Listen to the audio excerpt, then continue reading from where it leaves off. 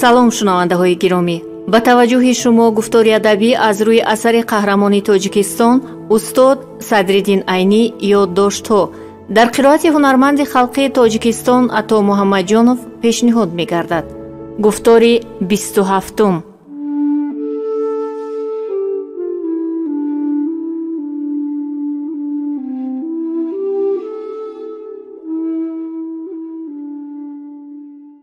سرکرده به قرچی یعنی ادیوتانت خود فرمود که از همسرایان نوربای 2 نفر را یافته آرد.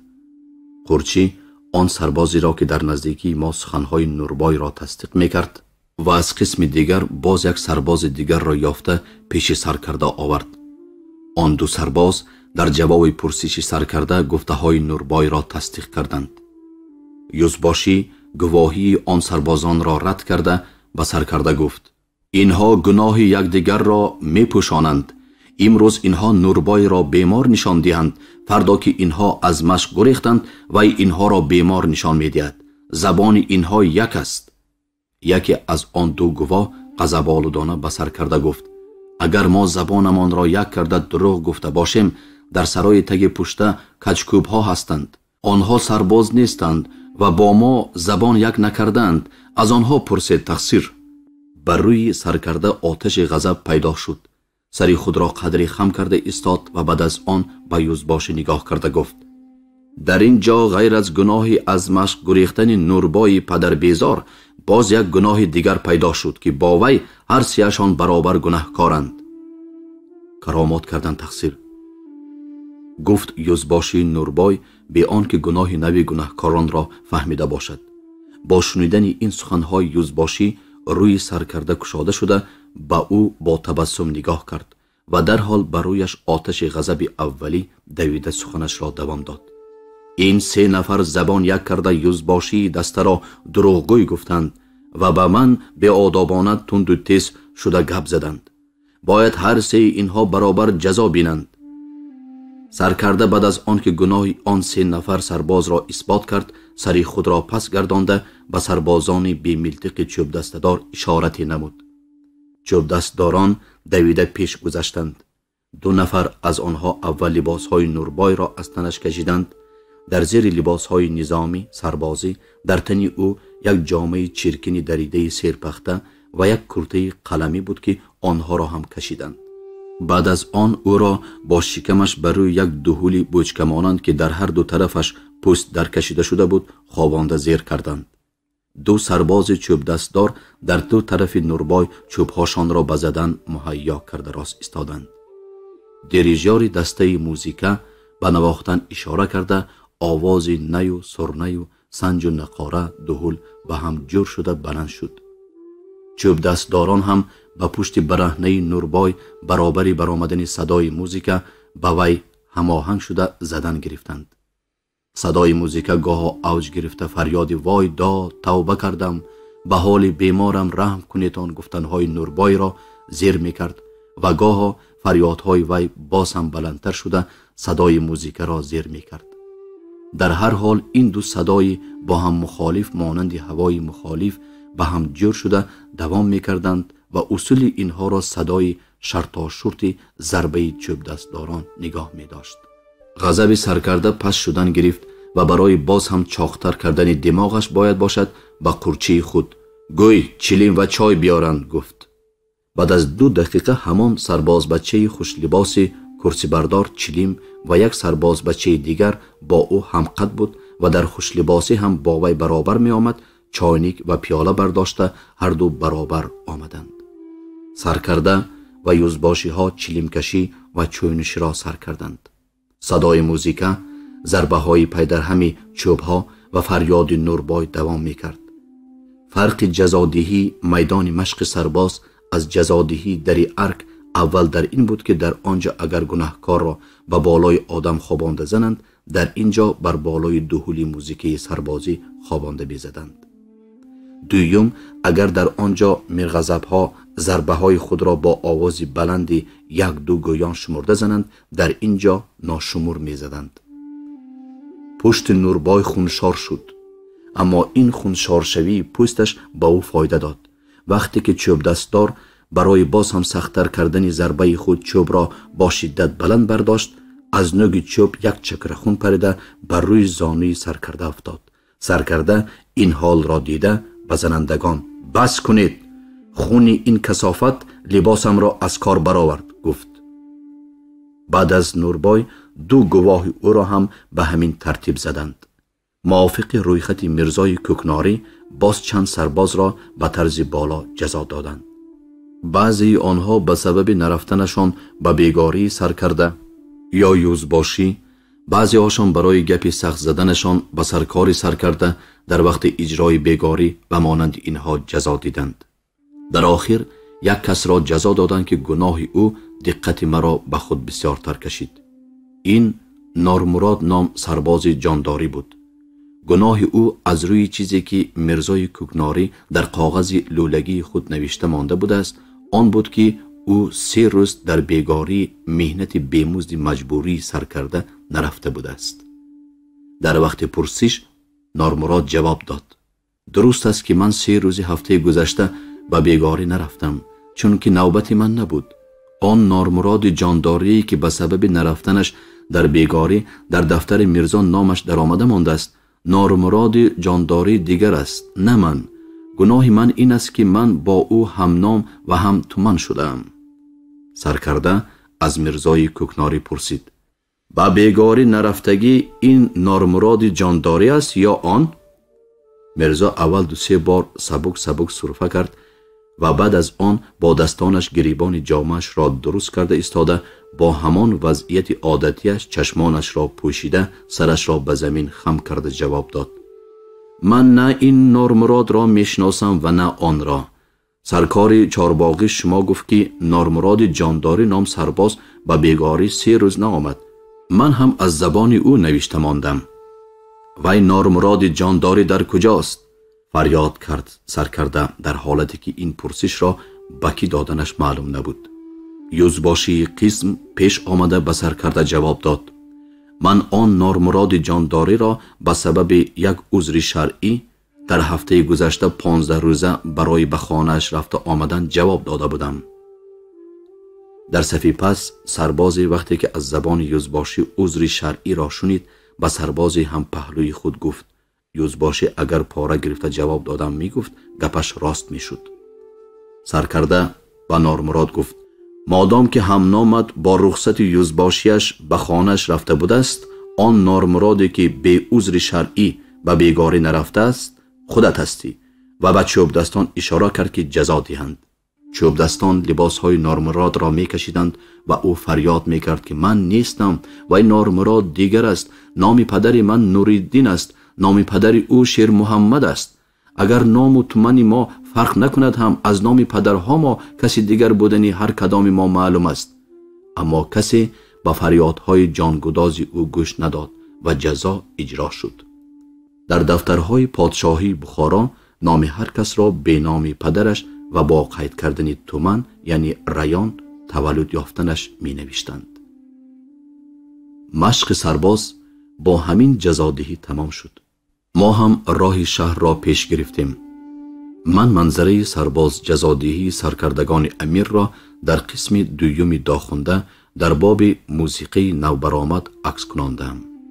پیرک در راه گفت: من آمدم به دلخوشی، از پیشم برآمد غوزه کشی. میگویند که بسیار درست است. ما برای این به میدان مشق سرباز آمده بودیم که در اینجا دلخوشی کنیم. حیفا که غم و کلفت اینجا به بالای غم و کلفتی که از بازار ریسمان گرفته بودیم بالای مرده 100 چوب شد. آدمی بدبشره. ما در بازگشتن به شهر با راه دروازه سمرقند که از بالای کولی بدبوی گذشتنمان در کار می شد، نرفته با راه دروازه امام رفتگار شدیم. بنابراین ما از پیشگاه طرف شمالی میدان مشق سرباز از پیش چارباغ اشورخانه ایرانی های بخارا گذشته بر راه کلان غربی میدان در آمدیم و از آنجا با آن راه رو به شمال غربی رفتیم که بر راه کلان دروازه امام همراه می شد. چون به نزدیکی گلجوی رسیده با آن راه کلان برآمدیم. از آنجا به طرف شهر به طرف جنوب پس گشتیم. در این راه طرف دست راستمان طرف غرب راه از راه تخمینا 1.5 متر بلندی داشته. آنجاها کشتزار و بیشترینش زمین‌های سبزوادکاری بود. طرف دست چپمان از راه 0.5 متر چقرتر بوده. در آنجا زهکش بدبویی و پیوسته به زهکش کولی لایدانی جا گرفته بود که در هر جای آن کل نیهای قطبست سیربرگی رویده بودند و در بین بیخهای نیها قورباغه ها خانه مانده بودند که در آبهای چلچق کل و رقاص زنان شنا می‌کردند. چون چند دقیقه دیگر راه رفتیم، آن کل به حوله پیوست که بین آنها را اثر یک دیواری پاخسه نو که به آن نزدیک ها فرو غلطیده بوده است جدا می‌کرد. اما در حقیقت و از جهت خصوصیت زمین آن حوله دوام آن کل می‌نمود. فقط فرق در اینجا بود که به سبب بسیارتر حرکت کردن آدم در حوله در بین چلچق‌ها و کلمک‌ها پیره‌ها پیدا شده نقش قدم‌های آدم را نشان می‌دادند. بین زهکش کنار راه و حوله را هم همان گونه اثر یک دیواری پاخسه نوی به تازگی از پا افتاده از هم جدا می‌کرد. در اینجا هم چرکاب‌های زهکش به طرف حوله زهیده رفتگی بودند و روی آن چرکاب‌ها و کلمک‌ها حوله را مانند زهکش گیاهای آبی سبزرنگ که مردم جولی قورباغه‌اش می‌نامیدند فرو گرفتگی بودند. بعد از چند قدمی دیگر راه رفتنمان به جایی رسیدیم که حوله را از زهکش بعضی بناها و دیوارهای چوبکاری به درون یا بیرون خم خورده ایستاده جدا می‌کردند و آن بناها و دیوارهای چوبکاری را تیرک‌های با قوت که به جای خم خوردهشان گذاشته شده بودند موقتاً از غلطیدن نگاه می داشتند. با وجود این در بین بعضی رخنه‌ها بودند که آنها از فرو غلطیدن یک قسم بناها و دیوارها پیدا شده بودند و از آن رخنه‌ها روی حوله و روندگان راه تماما نموده می استاد. چون پیشتر رفتیم بر رخنه درازی واخوردیم که وی تا دروازه درآمد آن حوله دوام می کرد و در آن رخنه تک کرسی دیواری پاخسه به تازگی کشیده شده بود که از لب زهکش 1 گز بلندی داشت. در رو بر روی این رخنه دراز اول یک قطار اسب‌های گوناگون رنگ نمودار شدند و آنها به یک میخ‌های بلند چوبین که در روی حوله کوفته شده بودند بستگی بودند و به آن اسب‌ها 2 آدم پیرسالی پابرهنه جامه دریده که از بیمداری به زور راه می‌رفتند نگاه و بین می‌کردند. در اینجا در روی حوله کلمک و چرکاب نمی نمود، اما به جای آنها چرکاب و سرگین اسبان روی حوله را آلوده کرده بودند. بعد از قطار اسبان باز یک قطار یک میخ‌ها نمودار شدند که در آن به جای اسب آدم‌ها بسته شده بودند. دستان این آدم‌ها با پشت با ریسمان‌ها بستگی بوده، گردن‌هاشان با زنجیر به میخ بستگی بودند. 2 نفر از این آدم‌ها ترکمن بوده، سنشان نزدیک به 50 می نمود. در تن اینها جامه سرخی میدلگنده کهنه ترکمنی و بر سرشان تلپک‌های کلانی دیگمانند سیاهی پوست گوسفندی بود. دیگری آنها 6 نفر بوده، آدمانی سر و پا برهنه دهاتی صحرایی بخاری بودند که سن آنها را از 30 ساله تا 45 ساله تخمین کردن ممکن بود.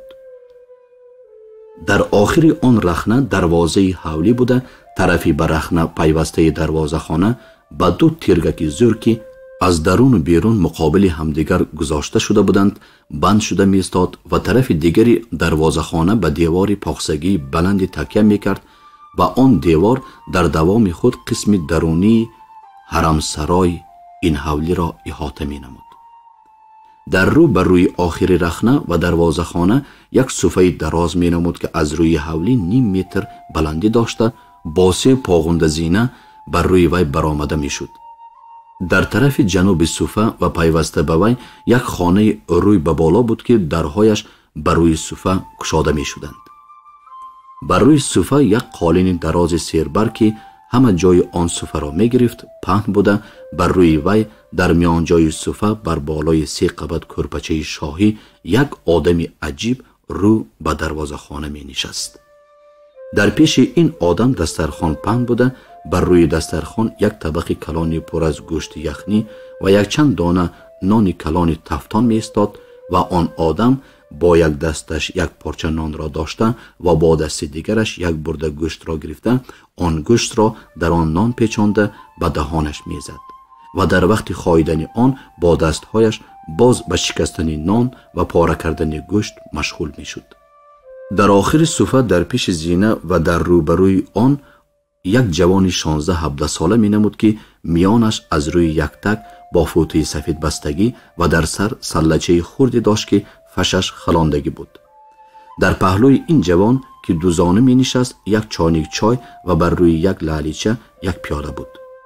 این جوان چشمش را از آن آدمی گوشتخور هیچ نمی کند و گویا منتظر آن بود که اگر آن آدم با اشاره چای طلب کند یا گوشت در گولیش بند شود در پیاله چای کشیده چابکانه برده با لالیچه پیش او خواهد گذاشت. عجابت این آدم تنها در طرز خوراکخوریش نبود. افت و بشره و لباسش زیادتر تعجب آور بودند. قامت این آدم از میانه پستر، رنگش سیاهچه، بینیش نوک پست و پهن، چشمانش تنگ بیمیشگان اما سیاه، سرش آنقدر کلان نی اما دراز رویتر، پیشانه‌اش دنگ و ناهموار، رویش باریک اما دو استخوان دو جاغ بالاییش بیرون دمیده برآمدگی بوده.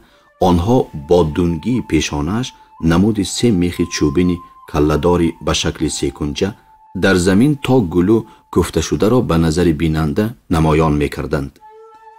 از همه زیادتر طرف دهان و زیر بینی او عجیب بود. جاغ زیرین او گویا که نوک نداشت یا آن قسم جاغش را که در منح او در زبان ادبی زنخ مینامند گویا از پیش لب زیرینش تماما بریده گرفته به جای بریده شده یک پارچه چرم سیاهی را دوخته یا چسبانده مانده بودند. آن چرم سیاه هم از پوست بز بوده گویا در وقت آش داده چرم پختن یک چند تار پشم باقی مانده بوده است که آن تارها در این آدم به جای ریش خدمت میکرد. به سر این آدم یک ارغمچینی سفید، در پایش یک ازاری وسیع صوف بود اما کرته نداشت و از روی یک تک جامه بی آستر که از چیت تنوک دوخته شده بود پوشیده می نشست. او چارزانو نشسته بود و از تک گلویش با سر سینه و شکمش تا زیر نافش همه جای اعضای پیشینه‌اش به نظر نمایان بودند، خصوصا شکمش که به سبب کلانیش از برهای یک تک بیرون برآمده به سر زانوهایش آویزان شده می استاد به نظر خیلی بدنما می نمود. از بس که قسم پیشینه‌ای به نظر نمایان بدنش مانند بدن حیوانات با پشم جنگیله موی مانند پوشیده شده بود، چی رنگ داشتن پوست بدنش به کس معلوم نمی شد. سن و سال این آدم را هم تخمین کردن ممکن نبود.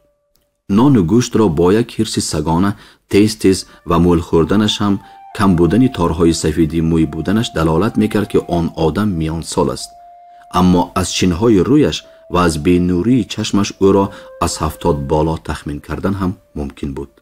در هر حال خواه پیر باشد خواه میان سال، قیافت این آدم به نظر کس آنقدر دلکش نمی نمود و از بی‌پروایانه نشسته و خاطر جمعانه طعام خوردن او در وضعیتی که در پیش نظرش آدمان مانند حیوانات و یک کمیخ بستگی می استادند خیلی خصلت‌های نفرت و آور داشتن او را تخمین کردن هم ممکن بود. من کی بودن آن آدم و چی بودن آن احوال را از پیرک پرسیدم.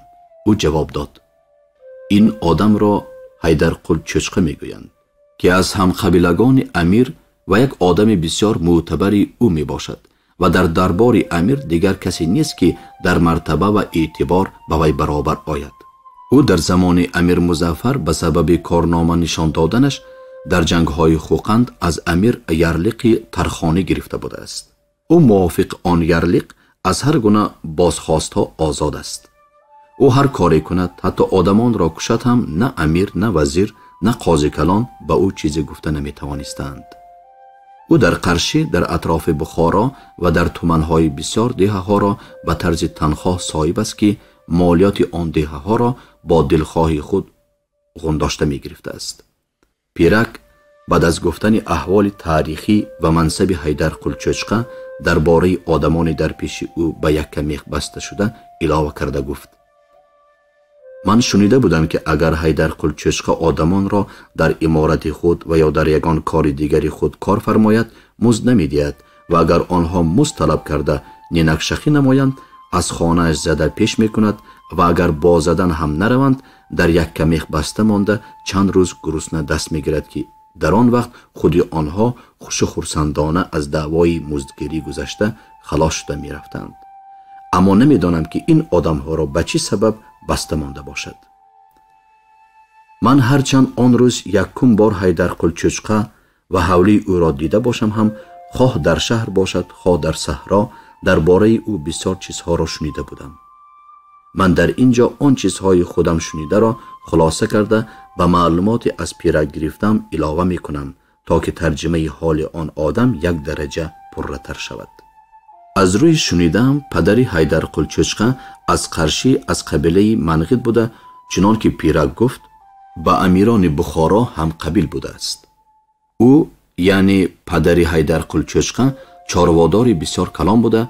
چاروای او در ایام تابستان در بین قرشی و شهری سبز در کنارهای قشق دریا در زهکشها کولها و عموما در جاهای سیر آب و علف میچریده است. اعضای عائله او هم با عادت قدیمی چارواداری از پس گله و رمه خود کوچیده گشته در کنار زهکشها و کولها منزل میکردند. حیدر قلچوچقه انا در همین عائله تولد یافته در همان زندگانی کلنشینی عادت کرده به وای رسیده است. اما از آنجا که او از همان وقت جوانی از سر کرده بدمعامله ویرانکار و خراب کننده زراعت‌های مردم با چارواهای خود بوده است، هم قبیلگان خودش لقب خوکی را به او مناسب دیده در زبان خود او را حیدر قلچوچقه گفتند که حیدر قل خوک گفتن است. حیدر قلچوچقه بعد از به کمال رساندن بدکرداری‌های خود به دربار امیر جلب گردیده به سفرهای حربی خوقن اشتراک کننده شده است. در آن سفرهای حربی نظر به قول بعضی ها چنان که از پیرک نقل شد کارنمایی ها نشان داده و نظر به عقیده بعضی حقیقت بینان کردارهای خوکانه او به امیر مظفر خوش آمده او را با یرلیق ترخانی سرفراز کرده است. چون در استقامت بخارا مجبور شده است آدمی پیشتری کلنشینی خود را ترک کرده نتوانسته برای باششگاه دائمی خود همان کل بیرونی دروازه امام را انتخاب نموده در آنجا برای خود قصر بنا کرده است. از بس که آنجا کل و زمینش سست آبچلاق است عمارت آنجا دیر نمی پاییده است. اما از آنجا که حیدر قلچوچقه با استا و مردکاران مزد نداده کار می فرموده است از وجه زود خراب شدن عمارتهایش غم نمی خورده است. ما از پیش حولی حیدر قلچوچقه گذشته به بازار اسب بخارا که در بیرون دروازه امام و در همان راه کلان بود رسیدیم. از بس که ما پگاهانی در حجره‌مان چیزی نخورده به تماشا برآمده بودیم مدار راه رفتن در ما نمانده بود. بنابراین من در آنجا 2 نان خریدم و پول 1 چایnik چای را پیرک متصدی شد. ما هر دو در سماورخانه بازار اسب برای چای نوشی نشستیم. در وقت چای نوشی هم سخن ما بر بالای حیدر قلچوچقه می رفت. وقتی که من درباره سببی برای حولی بنا کردن کل زمین را انتخاب نمودن او به طرز در بالا نوشته شده فکر خود را گفتم سماورچی به گپ همراه شده. ممکن است که گفت سببش در عادت او باشد، لیکن به فهم من برای کل دروازه امام را خواسته گرفتن تنها عادت او سبب شده نمیتواند، زیرا در بیرون هر دروازه بخارا کلهای از این کلانتر و آبهایشان از زهکش اینجا فراوانتر هستند. حتی در درون شهر هم کل و لایدان بسیار است. مخصوصا کل اینجا را خواسته گرفتن او سبب دیگر هم دارد. پس آن سبب کدام است؟ سبب این است که گویان سماورچی به ایضاح دادن سر کرد. او به اسب جلابی هوس دارد و از این کار بسیار فایده هم میبرد.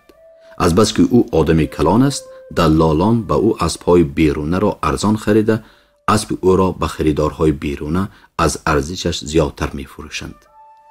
از غیر این سودای اسبهای دزدی و تا وقت فروش باششگاه آنگونه اسبها هم در خانه اوست. معلوم است که فروخته پول کردن اسبان دزدی بسیار دشوار است و هر زمان به دست افتادن فروشگاه آنگونه اسبها ممکن است. اما اسب دزدی که در حولی حیدرقل چوچقه باشد و در آنجا سودا شود، اگر صاحبش به بالای سودا باشد هم کاری کرده نمیتواند. حتی این اسب از آن من بود گفته لب گشاده هم نمیتواند. کدام صاحب اصلی اسب که این گونه به احتیاطی کند، جزای وی در یک کمیخ بسته تا 1 هفته گرسنه دست گرفتن یا به زندان امیر فرستادن است. در این گونه سوداها البته نیمه پول اسب به حیدرقل چوچقه می رسد. به جلاب و دلال اسب دزدی فروش هم این کار فایده‌ناک است. نیمه پول اسب و دستشان رود هم از دستگیر شدن ایمن می باشند. من دیدم که سماوارچی از سرهای درونی حیدرقل چوچقه خبردار است. از وی درباره آن آدم‌هایی که آن روز در یک میخ‌های وی بستگی بودند معلومات پرسیدم. شاید اینها هم استا و مردکارانی باشند که در وی کار کرده از وی مزد طلب کرده باشند.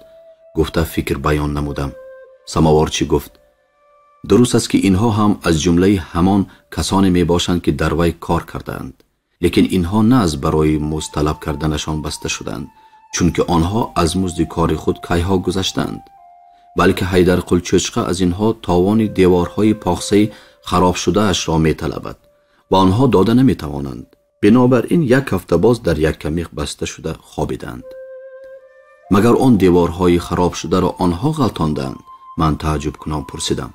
نه، گفت سماوارچی و ایضاح داد. آن 2 نفر ترکمن استای دیوارزن می باشند که استاهای ترکمن در پاخسه زنی مشهورند. آن 6 نفر مردکاران صحرایی اند که همین تابستان آزاد با آن استاها در دیوارزنی های دهقانان اطراف شهر کار کردند.